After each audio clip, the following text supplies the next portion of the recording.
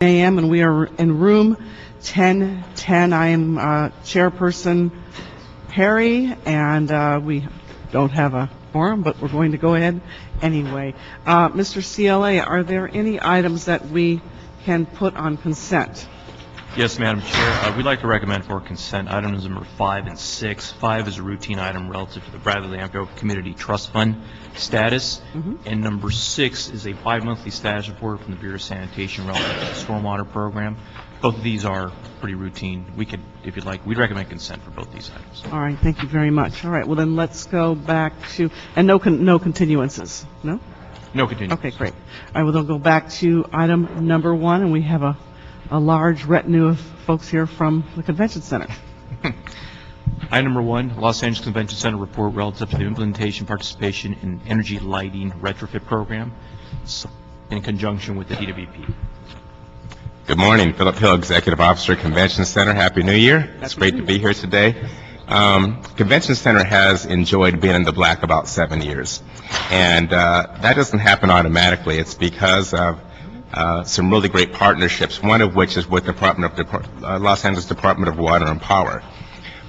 Energy costs are second in the Convention Center only to salaries. So that's why it has been so important for years that we developed the energy management culture within the Convention Center, and through that received LEED Gold certification. Historically, we've done that partly. We financed part of that by taking loans with the Department of Water and Power and paying those back with savings. We're requesting to do that again. We have a program in place. We've recently been awarded a loan from the Department of Water and Power for energy retrofits, for lighting systems and chillers. And for the lighting systems alone, we can save about $181,000 a year by putting this in place. So we are requesting that the $597,800, I believe, for the lighting retrofit be allowed to proceed, and that we can move that money into the appropriate accounts so that we can generate savings. Let me just clarify with the CLA, the request that you just made is not actually part of the agenda item, is it? Well, excuse me, pardon? He's just made a request, a money request to transfer money from one account to another. Now I'm looking at the agenda. Can you restate your request? Actually, Madam Chair, the report submitted by the Convention Center actually does have a transfer of funds of approximately $567,000. I believe $597,800, I believe. Yeah, it does include that in the recommendation. Okay.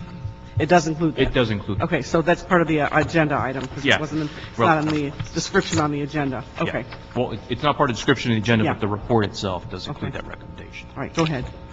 So we would request to move forward on that.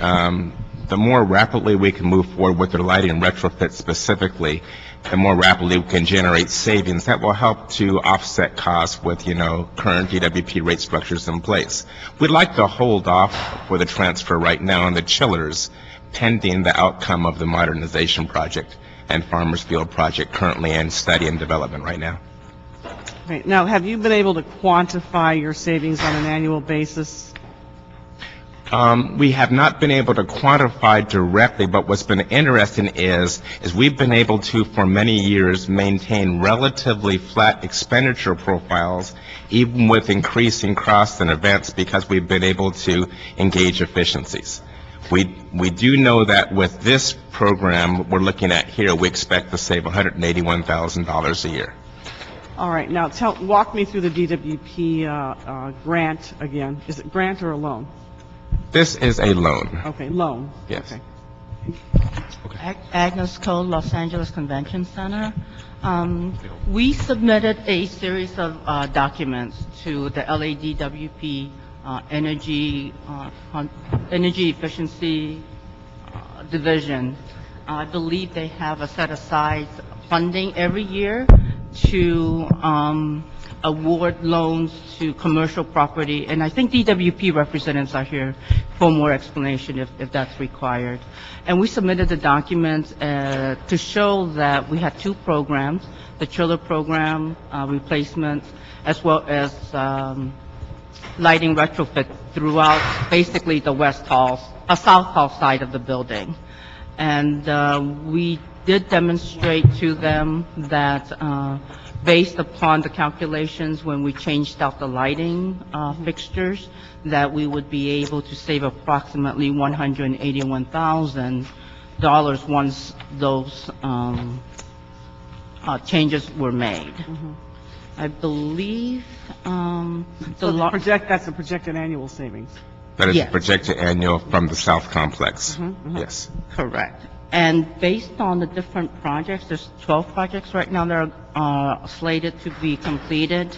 There's different ROIs depending on the nature of the project. The largest one would be in the South Hall, calls G through K for the lighting retrofit. We estimate that that will cost about $265,000, but because of the hall usage and the savings that we would have, we're estimating around $60,000 in savings with an ROI of about 3.9 years. Okay, and then can you go back to the issue regarding the chiller replacement and the interrelationship with, obviously you're waiting to see what happens with the convention center expansion in Farmers Field. Yes, with the chiller replacement, everything in the convention center when it comes to our HVAC systems are plumbed to the West Hall. So our entire central plant, our heating, ventilation, and air conditioning is in West Hall, which will be the exact location of the proposed stadium. So we will need to move central plant. And that's why we wanted to hold off and see how our plans go with the modernization effort before we expend the funds toward the chillers. That may be part of modernization. Okay, so that's good, that's Yes. you're waiting to... We are. Yes, ma'am. Right, Mr. Krikorian has joined us also. Do you have any questions? Well, you just anticipated, Madam Chair. My principal question was the impact of the potential changes to the convention center. Is it possible to stage the chiller project in some way so that you deal with the South Hall now and then have a sort of a no regrets plan regardless of what happens with the West Hall? That is exactly what we're doing. We're going to hold off on requesting the funds transfers for the chiller project, not even start that until we know more. And when it comes to the lighting and retrofits, we're focusing on our South Complex, which is expected to be there. But you can't do the chiller project in pieces. That has to be done That is correct. as a whole. That is correct. Okay. Thank you, sir. Great, all right. So now we'll move this with a... Recommend approval. Yeah. Okay. Okay. Okay, That great, brings- thank you. Thank you. Brings you to item number 2, and we actually recommend that you consider 2 and 3 together since they're both very similar lease agreements for DWP's optical fiber system. Number 2 relates to DWP report relative to execution of proposed 20-year optical fiber use lease agreement with Sonet Incorporated. And number 4 relates to a similar agreement with Glowcast.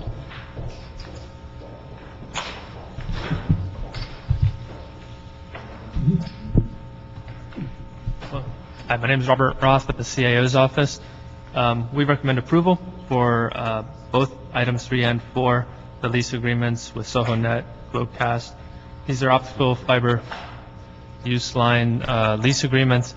They're necessary for video, for the transmission of large amounts of video data, telecommunication services. These are existing agreements, and essentially one of them on SohoNet, it's a retroactive agreement that goes back to March of 2011. The only reason for that to be retroactive, though, is a personnel change has happened within the department, and more or less it slipped through the cracks, is what we understand. The service has been continuing. The company has been continuing to make their payments in anticipation of an amendment to their agreement or a ratification of their agreement. Other than that, everything is ongoing. And Question, now, does SohoNet have exclusive use of the DWP optical fiber system? that would be, It's not exclusive use. Ken Kinsey, Director of Fiber Optic Enterprise. I'm sorry, I couldn't hear you because the I'm door sorry, slammed. Ken Kinsey, Director of the Fiber Optic Enterprise. They have the exclusive right to use certain fibers within the system for these IRUs. And then what telecommunication services do they use the system for? It's for video transport. Video transport. It's actual HD video data or standard video data. Now, with respect to Globecast, how they use the system and how that differentiates from Sohonet? It's a similar arrangement with So they're them. almost parallel, or are they on the same fiber optic? Yeah, they're within the same fiber optic network that the department has. And they provide the same services? Globecast has more data, right? Well, they're providing service Can you for identify different. yourself? Oh, I'm sorry. Say your name. Helena Shea from LADWP. Okay. They're using the fiber optic network. They communicate to different facility, and Globecast has it's affiliated with the French telecom. So there's a lot of information that's been transmitted for their own purposes. Yeah, and I'm just trying to differentiate what the Globecast does versus what Sohonet does. Well, Globecast is less specific to video data. They have other types of data, Okay. such as internet data or point-to-point data connections for their customers. So they're not duplicative. No. Okay. And then what Sohonet does, is that inclusive of what Globecast does? Basically, is Globecast broader and more of an umbrella and Sohonet comes underneath it? Or, No, they're distinct entities. distinct. Yeah. All the businesses, entities have the opportunity to come to us for fiber service. And we just provide that service on a lease basis to whatever companies come to us. so was DWP previously using the optical fiber system? This is the commercial part of our business. We put in a lot of fiber capacity to go throughout the greater Los Angeles area to support our power and water networks. When that was done, extra capacity was put in, as is typically done because it's very expensive to put in cable.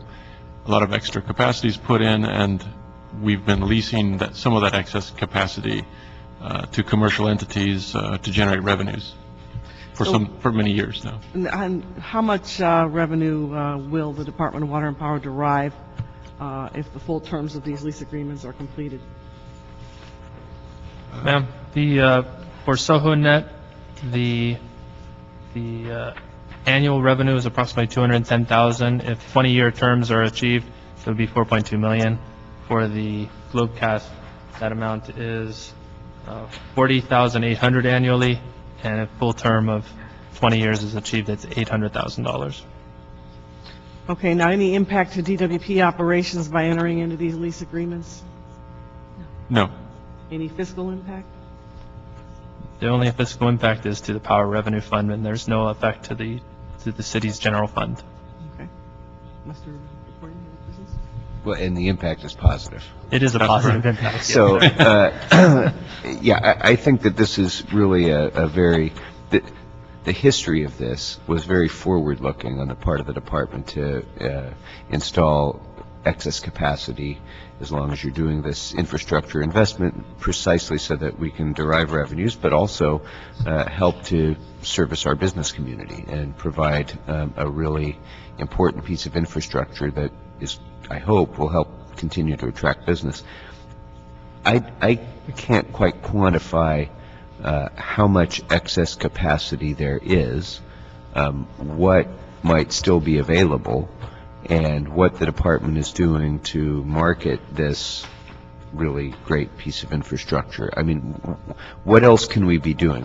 These are both contract renewals, right, of existing lessees.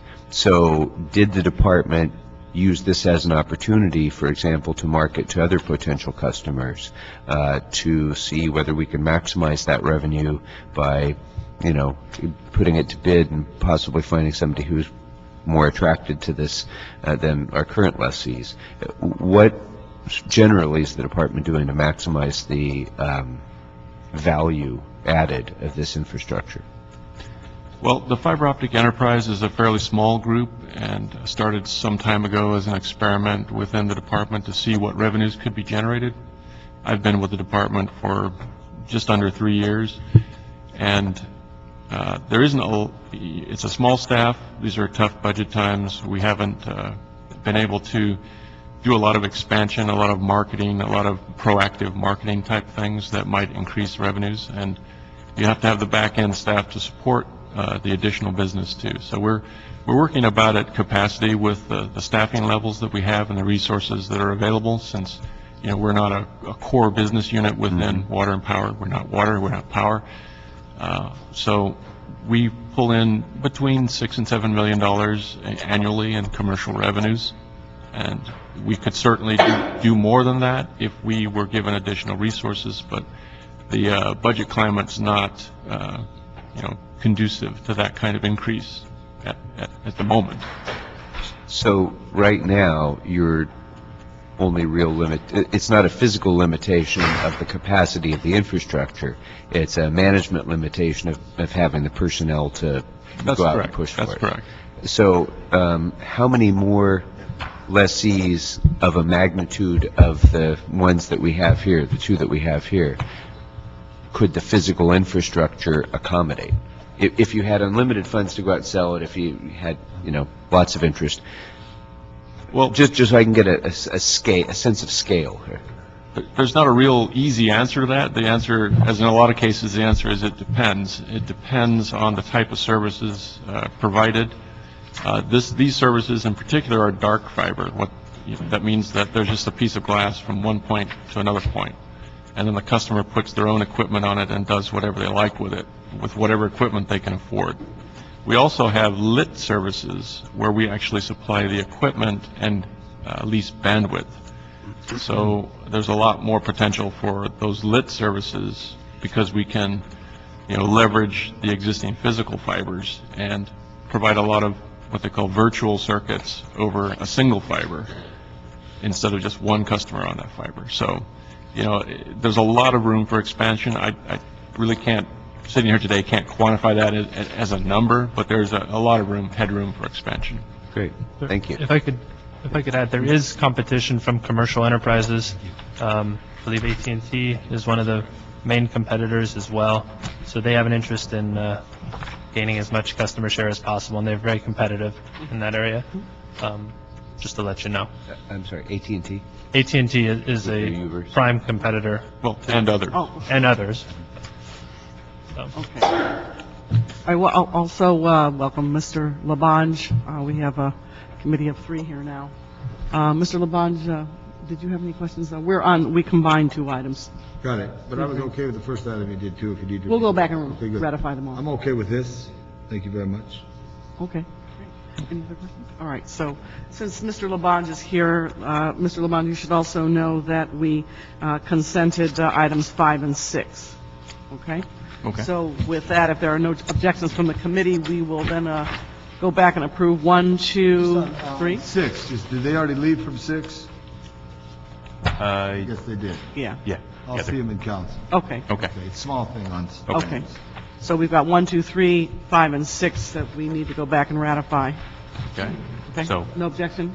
All right. no objection. Okay. All right, thank you very much. And then the next Thank you, item we ma'am. will do is 4. Thank you. Item number 4, DWP report relative to proposed amendment number 3 to the existing agreement with eLoyalty Corporation for software maintenance support services. Staff from DWP and CAO.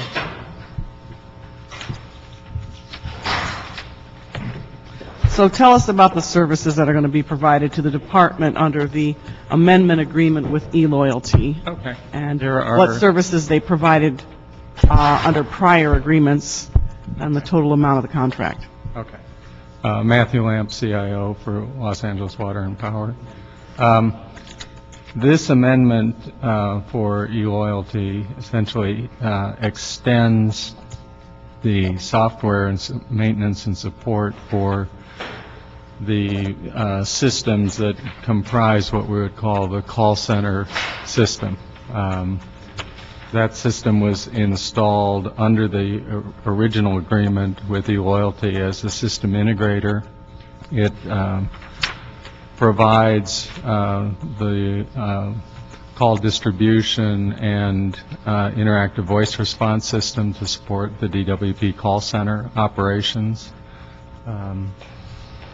It's a very extensive piece of infrastructure that involves integrating, I think, in total about 55 servers, software from 3 major leading software vendors, one who does all the recording, call recording software, one who does all the voice recognition software, and the Cisco environment that actually is sort of the core of handing off all the calls to the various agents, making sure the recordings start and stop properly, and implement the voice recognition features.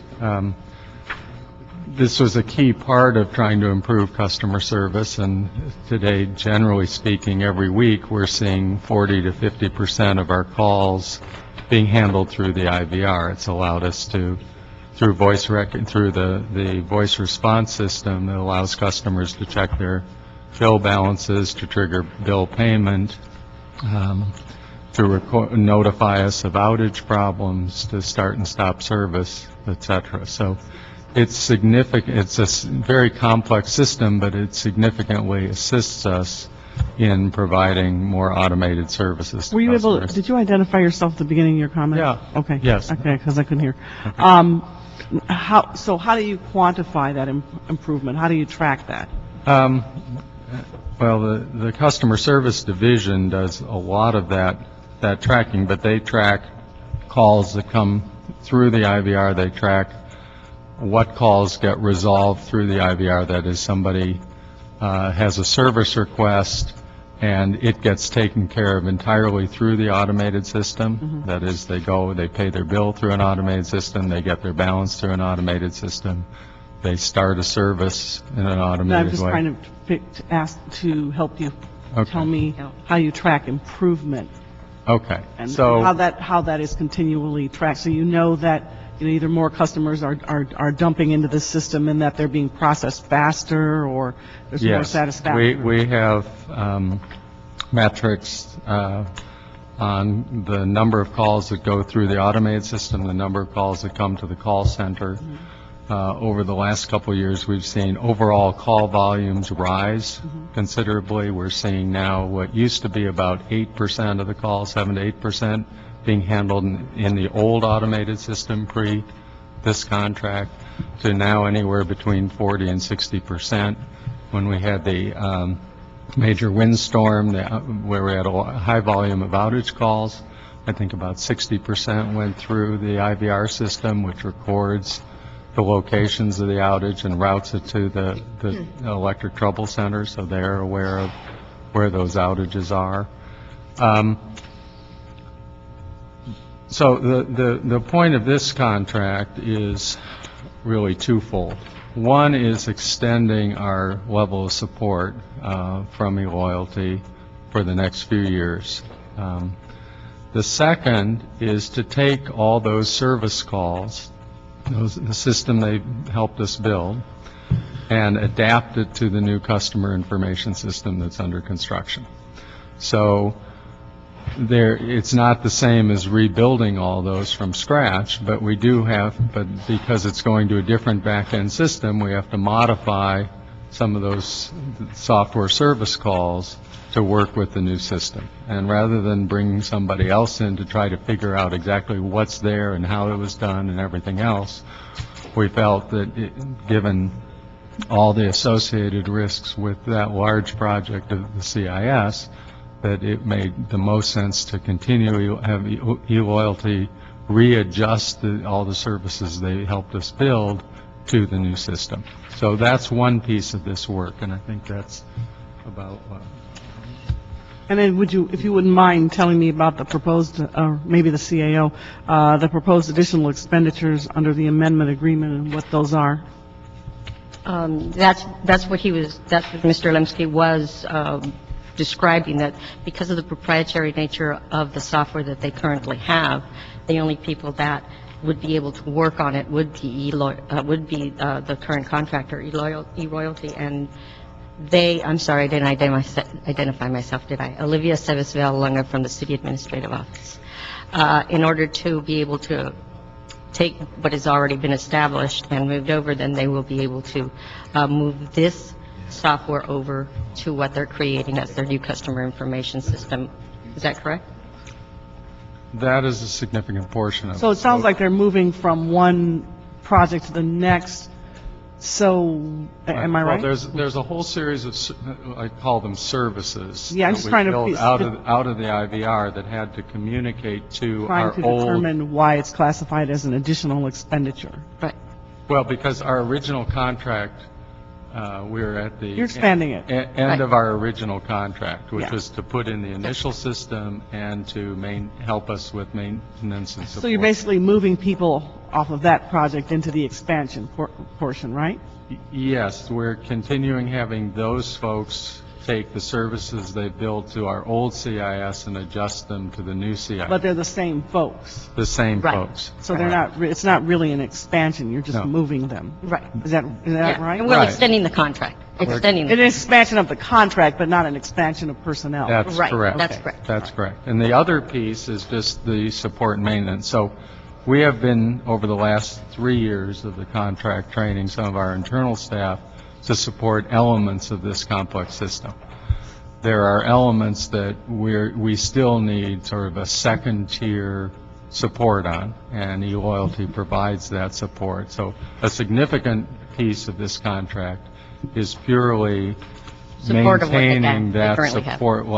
support level on the system. So, for example, eLoyalty has some specialized monitoring equipment on that complex of 50-plus servers, and they detect certain anomalies very early, and they give us alerts so we can go in, we can look to see, is this a sign that there's a problem starting to show up inside the system, or is this just an exceptional case? So, for example, we would normally expect that we will be doing call recording a minimum every so often. If we're not triggering if we don't see a call being recorded in that interval, that's a question that raises a question of, is there something not working properly with the system? So one of our staff can look at it and say, no, we just had an abnormally quiet period. There just weren't any calls, so this is okay.